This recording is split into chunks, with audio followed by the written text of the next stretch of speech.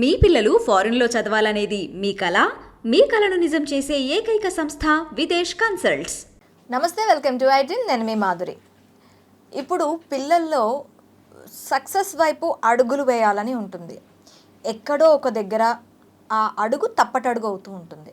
ఆ సక్సెస్ అవ్వటానికి వాళ్ళు చాలా శ్రమ పడాల్సి ఉంటుంది. అది తల్లిదండ్రులుగా కానీ, టీచర్స్గా కానీ, సొసైటీ నుంచి కూడా వాళ్ళు నేర్చుకోవాల్సి ఉంటుంది. అట్ ది సేమ్ టైం వాళ్ళకి ఇందులోని ఒకవేళ సక్సెస్ రాకపోతే కొన్ని నెగటివ్ థాట్స్ అనేవి కూడా వస్తూ ఉంటాయి. ఇవి రాకుండా ఏం చేయాలి? ఫస్ట్ సక్సెస్ వైపు అడుగులు వేయాలంటే పిల్లలకు నేర్పించాల్సిన అంశాలేంటి? డీటెయిల్గా చెప్పడానికి మనతో పాటు ఉన్నారు డాక్టర్ సైకాలజిస్ట్ కృష్ణ భరత్ గారు. ఆయన అడిగి డీటెయిల్గా తెలుసుకుందాం. నమస్తే సార్. నమస్తే మేడం. సార్, పిల్లల్లో సక్సెస్ అవ్వాలని అంటే వాళ్ళకి ఉంటుంది, ప్లస్ తల్లిదండ్రులకి ఉంటుంది. అసలు పిల్లలకి నేర్పించేటప్పుడు సక్సెస్ అవ్వాలి అంటే వాళ్ళకి ఎలాంటివి నేర్పించాలి? సక్సెస్ అనేది అంటే ఏంటి? సక్సెస్ అంటే ఫస్ట్ ఆఫ్ ఆల్ సక్సెస్ అంటే ఒక ప్రామాణికమైన నిర్వచనం ఏమీ లేదండి. అంటే ఇప్పుడు మీకు ఒక సక్సెస్ అంటే మీకు ఒక డెఫినేషన్ ఉంటుంది, నాకు ఒక డెఫినేషన్ ఉంటుంది. ఇది ఖచ్చితంగా సక్సెస్ అనేది మనమేమీ చెప్పలేం. అంటే వ్యక్తికి మారిపోతూ ఉంటుంది. ఇక్కడ పిల్లల విషయం వచ్చేసరికి ఏంటంటే సక్సెస్ అని ఉంటున్నాం మనం. ఈరోజు పేరెంట్స్ కానివ్వండి లేదా టీచర్స్ కానివ్వండి చేసిన చిన్న పొరపాటు ఏంటి అండి, మనం ఎక్కువ సక్సెస్ గురించే కమ్యూనికేట్ చేస్తున్నాం. మీరు డే మొత్తంలో పిల్లలతో పేరెంట్స్ మాట్లాడినా సక్సెస్ గురించే మాట్లాడుతున్నారు, టీచర్స్ మాట్లాడినా సక్సెస్ గురించే మాట్లాడుతున్నారు, మాలాంటి సైకాలజిస్టులు మాట్లాడినా సక్సెస్ గురించే మాట్లాడుతున్నాము. ఫెయిల్యూర్ అనేది ఎక్కడ అలవాటు చేయట్లేదు పిల్లలకి. అవును. అంటే అసలు ఇలా ఫెయిల్ అవ్వాల్సి వస్తుంది, లైఫ్లో కొన్ని సందర్భాల్లో మనం ఫెయిల్ అవుతాము, it's a part of life అనేది ఈ పార్ట్ని మనం చాలా తక్కువ కమ్యూనికేట్ చేస్తున్నామండి. ఎక్కువగా సక్సెస్ అయితే అంటే మీరు ఒక ఎడ్యుకేషన్ సెటప్ ఉందనుకోండి, నీకు ఇన్ని మార్కులు వస్తే నువ్వు సక్సెస్ అవుతావు, నీకు ఈ జాబ్ వస్తే నువ్వు సక్సెస్ అవుతావు. ఇదే మనం సక్సెస్ అనేది దీని మీదే ఎక్కువ ఫోకస్ చేయడం వల్ల అది వాళ్ళకి ఏంటంటే ఒక బ్రహ్మ పదార్థంగా అయిపోయిందండి. సక్సెస్ అనేది ఒక బ్రహ్మ పదార్థం అన్నమాట. అంటే ఎట్టి పరిస్థితిలో దాన్ని అచీవ్ చేయాల్సిందే అనే ఒక థాట్ అరైజ్ అవ్వడం అనేది జరుగుతుంది. అది సాధ్యం కాదు కదండి. ఒక వ్యక్తిగా మనం చేసే ప్రతి పనిలోనూ సక్సెస్ అవ్వటం అనేది ఎప్పుడూ సాధ్యం కాదు. సమ్టైమ్స్ ఫెయిల్ అవుతాం కదండి. లైఫ్లో అన్నీ సక్సెస్ఫుల్ ఉండవు కదా, ఫెయిల్యూర్స్ ఉంటాయి కదా. ఆ ఫెయిల్యూర్స్ని తీసుకోలేకపోవటం వల్లే ఈరోజు మనకి సమస్య వస్తుంది. వాటిని కూడా ఈక్వల్గా తీసుకోవట్లేదు. సక్సెస్ అయినప్పుడు ఎంత మనం ఎంజాయ్ చేస్తున్నామో, ఎంత సంతోషపడుతున్నామో, ఫెయిల్యూర్ అయినప్పుడు అంత ఇంట్రోస్పెక్ట్ చేసుకోవాలి. అంటే నేను ఎక్కడ ఇదయ్యాను, ఎందుకు నేను ఫెయిల్ అయ్యాను అనే ఒక అంతర్మదనము, ఒక అంతఃపరీక్షణ ఉంటే నెక్స్ట్ స్టెప్ మీరు మళ్ళీ దాన్ని సరిదిద్దుకుంటారు, నెక్స్ట్ మీరు సక్సెస్ అవుతారండి. ఈ ప్రాసెస్ మనం పిల్లలకి నేర్పడంలో కొంచెం ఇబ్బంది పడుతున్నాము. అంటే సక్సెస్కి ఎలా వెళ్ళాలో చెప్తున్నాము కానీ ఓటమిని ఎలా తట్టుకోవాలో చెప్పట్లేదు. సక్సెస్ ఎలా సాధించాలో చెప్తున్నాం, ఓకే గుడ్, ఈ స్టెప్స్ ఉన్నాయి 1 2 3 అని చెప్తున్నాము. బట్ ఫెయిల్ వచ్చినప్పుడు, మీరు ఫెయిల్ అయినప్పుడు ఏదో ఒకటి చెప్తున్నామండి. బట్ ఫెయిల్ అయినప్పుడు ఎలా దాన్ని ఓవర్కమ్ చేయాలి, దాన్ని ఎలా ఫేస్ చేయాలి, మళ్ళీ కంబ్యాక్ ఎలా రావాలి అనేది దీని మీద మనం చాలా తక్కువ ఇన్ఫర్మేషన్ ఇస్తున్నామండి జనరేషన్కి. This is the first fault అండి మనం చేస్తుంది. సో రెండూ ఈక్వల్గా ఉంటాయి. ఎల్లవేళ మనం సక్సెస్ అవ్వటం కుదరదు, ఫెయిల్ అవ్వటం కూడా ఒక పార్ట్గా ఉంటుంది. ఫెయిల్ అయినప్పుడు నువ్వు ఎలా బయటికి రావాలి దాని నుంచి అనేది పిల్లలకి మనం నేర్పగలిగితే, ఫెయిల్ అయినప్పుడు బయటకు రాగలగడమే సక్సెస్ అండి. దాన్ని వదిలేస్తున్నాం కదా మనం. అవును. యాక్చువల్గా ఓటమిని తట్టుకుని నిలబడటమే పెద్ద సక్సెస్ అండి. ఈరోజు అది నేర్పలేకపోవటం వల్లే మనం చూస్తున్నాము చిన్న పిల్లలు కూడా కొంత తీవ్రమైన నిర్ణయాలు తీసుకోవడం, 10th పాస్ అయ్యారనో లేదా 10th తప్పారనో లేదా ఇంటర్ తప్పారనో లేదా ఏదో ఒకటి జాబ్ రాలేదనో ఇలా కొంచెం మనం చూస్తూ ఉన్నాము. ఈ పరిస్థితికి ఒక రకమైన కారణం అంటే ఇలా మనం నెమ్మదిగా ఇలా తీసుకురావడం వల్ల, వాళ్ళ ఫెయిల్యూర్ అనేది అలవాటు చేయలేకపోవటం వల్ల, దాన్ని అంగీకరించడానికి వాళ్ళు సిద్ధంగా లేకపోవటం వల్ల. అండ్ వన్ మోర్ థింగ్ అండి, సైకాలజీలో ఒక కాన్సెప్ట్ ఉందండి, ఇంపల్స్ కంట్రోల్ అంటారు లేదా కాగ్నిటివ్ కంట్రోల్ అంటారు. చిన్నతనంలో పిల్లలకి ఆ ఇంపల్స్ కంట్రోల్ కానీ కాగ్నిటివ్ కంట్రోల్ కానీ మనం నేర్పగలిగితే లైఫ్లో వాళ్ళు సక్సెస్ అవుతారండి. అంటే ఇది నేను ఏదో ఊలీగా చెప్తున్నమాట కాదు. న్యూజిలాండ్లో ఒక పరిశోధన చేశారు. ఒక 1037 మంది పిల్లలు తీసుకున్నారండి. వీళ్ళందరూ కూడా 12 నెలల గ్యాప్తో పుట్టిన వాళ్ళే, ఒక 1 year స్పాన్లో పుట్టిన పిల్లలందరూ. వీళ్ళందరూ తీసుకుని వాళ్ళు ఆల్ ద అసెస్మెంట్ చేశారండి. అంటే వాళ్ళు ఏంటి, వాళ్ళ బౌద్ధిక అంశాలు ఎలా ఉన్నాయి, లెర్నింగ్ స్టైల్ ఎలా ఉంది, మొత్తం అసెస్మెంట్ చేశారు వాళ్ళకి అందరికీ ఈక్వల్గా చేసి పెట్టారండి. 20 years తర్వాత 2 decades తర్వాత మళ్ళీ వీళ్ళు ఏంటి పొజిషన్ అని చూశారండి. అప్పుడు వీళ్ళు టెస్ట్ చేసినప్పుడు, అసెస్మెంట్ చేసినప్పుడు ఏ పిల్లలైతే ఈ impulse control plus cognitive control చూపించారో they are very well in life. Okay. వాళ్ళు హెల్తీగా ఉన్నారు, ఫైనాన్షియల్ స్టేటస్ బాగుంది, అన్నీ బాగున్నాయి. ఇంపల్సివ్ కంట్రోల్ అంటే అంటే మనకి గ్రాటిఫికేషన్ అండి. ఇప్పుడు నాకు ఇది కావాలి అన్నప్పుడు వెయిట్ చేయగలగాలి. అది నాకు దక్కడం కోసం నేను వెయిట్ చేయాలి. వెయిట్ చేయలేని పరిస్థితి ఉంటుంది, దాన్ని ఇంపల్స్ అంటారు అనమాట. ఓకే. అంటే ఇప్పుడు నేను చాక్లెట్ తినాలి, నాకు చాక్లెట్ తినాలనిపిస్తుంది. ఆ చాక్లెట్ నేను 1, 2, 3, 4 తినేసాను అనుకోండి, ఏమవుతుంది? దాని మీద ఇంట్రెస్ట్ ఆటోమేటిక్గా అది హెల్త్కి ఏదో ఒకటి ఇబ్బంది అవుతుంది కదండి. మనకు ఆ క్యారీవింగ్ ఆగదు. చాక్లెట్ తినాలి అని ఒక ఇంపల్స్ బాగా మనల్ని మోటివేట్ చేస్తూ ఉంటుంది అన్నమాట. అలా తినాలనుకున్నప్పుడు కూడా దాన్ని కంట్రోల్ చేయగలగటం ఇంపల్స్ కంట్రోల్. ఓకే. ఇది రైట్ టైం కాదు, ఇంకోసారి మనం ఎప్పుడైనా తీసుకోవాలని. ఈ ఎన్ని అంశాలు కూడా వీళ్ళ పరిశీలన చూశారండి. అంటే ఎంత ఇంపల్స్ కంట్రోల్ ఉంది పిల్లవాళ్ళు, ఎంత కాగ్నిటివ్ కంట్రోల్ ఉంది, ఇవన్నీ పరిశీలించి ఆ ఏజ్లో ఎవరైతే వీటిని చూపించారో 30s, వాళ్ళ ఏజ్ 30s అప్పుడు వాళ్ళు బ్రహ్మాండంగా ఉన్నారు లైఫ్లో.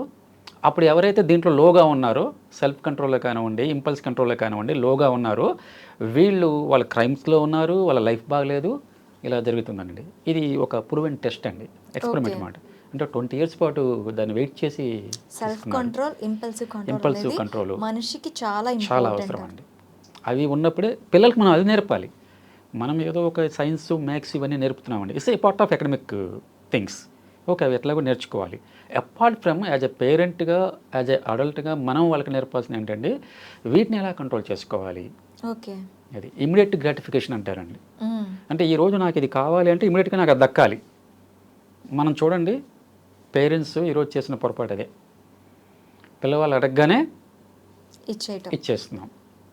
ఎందుకంటే మనకి ఎలా ఉంటుందంటే, నేను కష్టాలు పడి వచ్చాను కదా, నా టీనేజ్లోనో లేదా నా చిన్నప్పుడు నాకు ఇన్ని సౌకర్యాలు లేవు, నేను ఇబ్బంది పడ్డాను, నా పిల్లలు ఇబ్బంది పడకూడదు అనే ఒక కాన్సెప్ట్తోనే పేరెంట్స్ పాపం చేస్తూ ఉంటారు. అంటే నాలాగా నా పిల్లలు ఇబ్బంది పడకూడదు అనేది ఆ కాన్సెప్ట్ అండి. కానీ ఇక్కడ దాన్ని ఏం చేస్తున్నారంటే అడిగిన ప్రతి ఒక్కటి ఇవ్వటము, ఇమీడియట్గా ఇచ్చేయటం వల్ల వీళ్ళకి ఆ గ్రాటిఫికేషన్ అనేది ఇమీడియట్గా ఫుల్ఫిల్ అయిపోతుంది. అంటే దానికోసం వెయిట్ చేసే పరిస్థితి లేదు. అది నెమ్మదిగా అలవాటు అయిపోయింది. రేపు లైఫ్లో ఏదైనా సరే నాకు ఇమీడియట్గా రావాలి, నేను అనుకుంటే నాకు ఇమీడియట్గా వచ్చేయాలి. పేరెంట్స్గా మీరు పిల్లలకి ఇవ్వాలి కానీ జీవితం ఇవ్వలేదు కదండి ఇమీడియట్గా. మీకు ఏది కావాలంటుంది? లైఫ్ అలా ఉండదు కదా. కొన్ని వెయిట్ చేయాల్సి వస్తుంది, కొన్ని మనకి దక్కవు, మనం అనుకునేవి కూడా దక్కవు, కొన్ని వెయిట్ చేయాల్సి వస్తుంది కూడా. ఇక్కడ అది మిస్ అవుతున్నారు పిల్లలు. సో ఆ ఇమీడియట్ గ్రాటిఫికేషన్ని ఎలా కంట్రోల్ చేసుకోవాలనేది పిల్లలకి నేర్పగలిగితే మనం ఉపయోగపడుతుంది. అందుకని అప్పుడప్పుడు ఏంటంటే మీరు ఎంత ఆర్థికమైన స్థితిమంతులు కావచ్చు, ఏదో ఉన్నా పిల్లలకి అప్పుడప్పుడు అడిగినవి కొంచెం హోల్డ్ చేయాలి. ఏదో ఒక టాయ్ అడుగుతారు, ఓకే మనం ఎఫోర్డ్ చేయగలం, చేసినా సరే ఇప్పుడు కాదు నెక్స్ట్ మంత్ కొంటాను, లేదా ఇంకోదే అకేషన్ ఏదో నెక్స్ట్ బర్త్డే కాను లేదా ఫెస్టివల్ కాను, అలా మనం చేసినప్పుడు వాళ్ళు ఆ టాయ్ బాగా ఇష్టము, ఆ టాయ్ కోసం తను వెయిట్ చేస్తాడు. అది 1 week కావచ్చు, 1 month కావచ్చు. అండ్ ఈ టాయ్ కోసం టార్గెట్స్ కూడా పెట్టచ్చు. అది తను ఆ వెయిట్ చేయడం అనేది అలవాటు చేయాలండి. ఓకే. ఈవెన్ దో నా పాకెట్లో మనీ ఉంది, నేను వెంటనే ఇచ్చేసాను అనుకోండి, ఇలా అతను అడిగిందల్లా కొనిపెట్టుకుంటూ వెళ్ళాను, నేను ప్రతిదీ దాన్ని ప్రొవైడ్ చేశాను అనుకోండి, అతనికి ఈ ఇమీడియట్ గ్రాటిఫికేషన్ అనేది ఎరేజ్ అవుతుంది. తనకి అసలు ఇంకా ఆ వెయిట్ చేసే కెపాసిటీ పోతుంది, ఉండదు. ఇంకా ఏదన్నా అడల్ట్ లైఫ్లో ఏమవుతుందంటే పెద్ద తర్వాత జాబ్లోకి వెళ్ళినా లేదా బిజినెస్లోకి వెళ్ళినా నాకు ఇది కావాలంటే కావాలి, ఇప్పటికిప్పుడు అయిపోవాలి. మనం ఈరోజు చూస్తున్నాం, కొంతమంది చూస్తూ ఉన్నాం. ఈవెన్ దో రిలేషన్షిప్లో కూడా ఆ ప్రాబ్లం మనకు కనిపిస్తూ ఉంది. నాకు ఏదైనా కావాలంటే ఇప్పుడే కావాలి, లేట్ అయితే నేను ఒప్పుకోను అన్నప్పుడు ఆ ఇద్దరి మధ్య కొంచెం సమస్యలు రావడం మనం గమనిస్తున్నాం. దీనికి అన్నిటికీ బీజం ఎక్కడ ఉందంటే ఇక్కడ ఉందండి. చైల్డ్హుడ్లోనే మనం అలవాటు చేయాలి. అంటే సింపుల్గా చెప్పాలంటే వెయిట్ చేసే కెపాసిటీని అలవాటు చేయాలి. ఇలా చేస్తే పిల్లలు ఖచ్చితంగా వాళ్ళ లైఫ్లో అన్నిటినీ సమానంగా తీసుకోగలుగుతారు, వాళ్ళకి దక్కే దానికోసం వెయిట్ చేయగలుగుతారు, దానికోసం శ్రమించగలుగుతారు, ఎఫర్ట్ పెట్టగలుగుతారు. అప్పుడు వచ్చే ఆనందం వేరండి వాళ్ళకి. సో ఇది మనం మిస్ అవుతున్నాం అన్నమాట. ఇది అలవాటు చేస్తే లైఫ్లో ఎప్పుడు కూడా వాళ్ళ సక్సెస్కి ఫెయిల్యూర్కి సమానమైన ఎమోషనే ఉంటుంది. రెండింటినీ సమానంగా తీసుకోగలరు. వాళ్ళ మాక్సిమం ఇంపల్సివ్ కాంప్లెక్స్ పెంచాలి, ప్లస్ సెల్ఫ్ మేనేజ్మెంట్ చెప్పాలండి. అంటే ఎగ్జిక్యూటివ్ ఫంక్షనింగ్ అంటారండి, టెక్నికల్ వర్డ్ ఎగ్జిక్యూటివ్ ఫంక్షనింగ్ అంటారు. మన బ్రెయిన్లో some of the parts are దానికోసం కేటాయించబడతాయండి. ఆ ఎగ్జిక్యూటివ్ ఫంక్షనింగ్ని మనం చిన్నప్పుడే అలవాటు చేయాలి, యాక్టివేట్ చేయాలి. చేసినప్పుడు అప్పుడు వాళ్ళు కరెక్ట్ వేలో ఉంటారు, లైఫ్ని ఒక పాజిటివ్ వేలో చూడగలుగుతారండి. ఓకే, పాజిటివ్ ఇవన్నీ ఇస్తున్నాం, బాగానే ఉంది. నెగిటివ్ థాట్స్, ఇప్పుడు నాకు ఇది రాలేదు అంటే దాని మీద నెగిటివ్గా వెళ్ళిపోతున్నారు కొంతమంది. అది నాకు దక్కదు, అది నాది కాదు అనే దానిపైన వెళ్ళిపోయి చాలామంది చాలా అఘాయిత్యాలకు కూడా లోన్ అవుతున్నారు. సో ఈ నెగిటివ్ థాట్స్ని ఎలా కంట్రోల్ చేయాలంటారు వాళ్ళలోని? నెగిటివ్ థాట్స్ అనేవి అంటే మీకు ఎప్పుడు కూడా పాజిటివ్ థాట్స్ ఉండవండి. ఈ మధ్య మనం టాక్సిక్ పాజిటివిటీ అని ఒక కాన్సెప్ట్ ఉంది సైకాలజీలో. అంటే మీరు ఇప్పుడు చూడండి, చాలామంది ఏమంటున్నారంటే నువ్వు గట్టిగా అనుకో అయిపోతుంది, దేన్నైనా పాజిటివ్గా తీసుకో, ప్రతిదాన్ని పాజిటివ్గా తీసుకోవాలి, మనం పాజిటివ్ వేలని చూడాలి, పాజిటివ్ యాడ్తోనే ఉండాలి, ఇవన్నీ చూస్తున్నాం కదా. చాలామంది స్పీకర్స్ ఇదే చెప్తూ ఉంటారు, లైఫ్లో ఏది జరిగినా పాజిటివ్గా తీసుకోవాలి అంటారు. మనం బేసిక్ గుర్తుపెట్టుకోవాల్సింది అంటే we are the human beings, we are not robots. అది కాదు, ఇప్పుడు అకారణంగా నిన్ను వచ్చి ఒకడు కొట్టాడు, మీకు కోపం గాంధీ వస్తుంది అది కాదు, గాంధీ గారి లాగా ఇంకో చెంప ఇంకో చెంప చూపించలేం కదా. కొట్టించుకునే పరిస్థితులు అయితే ఇప్పుడు లేవు. అసలు దాన్ని దాన్ని పాజిటివ్గా positive గా తీసుకోలేరు ఎలా కదా. తీసుకుంటాం? కోపం వస్తుంది కదా, వస్తుంది మీకు ఖచ్చితంగా. కోపం అయితే వస్తుంది కదా, ఆ కోపంలో ఏదో ఒకటి చేయాలనిపిస్తుంది కదా. అవును, అది రైటా రాంగా? రైటా రాంగా అంటే అది ఆ ఎమోషన్ రైటా రాంగా అండి? ఎమోషన్ కరెక్ట్, అది ఎమోషన్ కరెక్ట్ కదా, కోపం రావటమే కరెక్టే కదా. కోపం ఆ టైంలో కోపం రాకపోతే అసలు జీవం లేనట్టు, అది అబ్నార్మల్. అబ్నార్మల్ కోపం రాకపోతే అబ్నార్మల్, కోపం వస్తేనే మీరు నార్మల్గా ఉండట్లేదు కదా. అవును, అంటే ఆల్ ఎమోషన్స్ ఉంటాయి, హ్యూమన్ బీయింగ్స్ అన్ని రకాల ఎమోషన్స్ ఉంటాయండి. కోపం ఉంటుంది మనకి, ద్వేషం ఉంటుంది, అసూయ ఉంటుంది, సంతోషం ఉంటాయి, దుఃఖం ఉంటాయి, అన్నీ ఉంటాయి. నేను కేవలం నాకు సంతోషమే కావాలి, కేవలం నాకు అంటే పాజిటివే కావాలి అంటే అది మనం వడబోయలేము. పాజిటివ్ ఎమోషన్స్ని నెగటివ్ ఎమోషన్స్ని వడగట్టలేం కదా. అవును, సిచ్యువేషన్ బేస్ చేసుకుని అవి వస్తూ ఉంటాయి, దాన్ని యాక్సెప్ట్ చేయాలి ముందు. అంటే ప్రతిదీ పాజిటివ్గా ఉండాల్సిన రూల్ ఏమీ లేదు. మనకు వచ్చే ఎమోషన్ ప్రతిదీ కూడా పాజిటివ్ ఉండాల్సిన రూల్ అండి. అలాగే మనకు వచ్చే థాట్ ప్రతి ఒక్కటి కూడా పాజిటివ్ ఉండాల్సిన అవసరం లేదు. అవును, నెగటివ్ థాట్స్ ఉంటాయి కదండి, సహజంగా అవి వస్తే okay. Some of the times మనం నెగటివ్గా ఆలోచిస్తాము, అవతల సిచ్యువేషన్ బట్టండి, అవతల వ్యక్తి యొక్క అవతల వ్యక్తి ప్రవర్తన బట్టి. నేను ఒకటి చెప్తాను, ఏ వ్యక్తి స్వతహాగా చెడ్డవాళ్ళు కాదు. ఎస్, వాళ్ళకి ఎదురయ్యే ఏదైనా దీనివల్లే అవతల వాళ్ళు కూడాను అదే ప్రాస్పెక్టివ్లో బిహేవ్ చేస్తారు. అండ్ ఈచ్ ఆర్ ఎలా అంటే మిర్రర్స్ లెక్క బిహేవ్ చేస్తూ ఉంటారు. ఇది మాత్రం నేను చెప్పగలను. అదే సైన్స్ కూడా చెప్తుంది, సైకాలజీ కూడా చెప్తుంది. మీకు ఏంటంటే మీరు ప్రతి ఒక్కరు కూడా all good humans are good being అండి. సో అంటే ఎన్ఎల్పి అనే ఒక శాస్త్రం ఉందండి, దాంట్లో ఏం చెప్తుందంటే every intention as a positive thing. మీ ప్రతి బిహేవియర్లో కూడా ఒక పాజిటివ్ థింగ్ ఉంటుంది.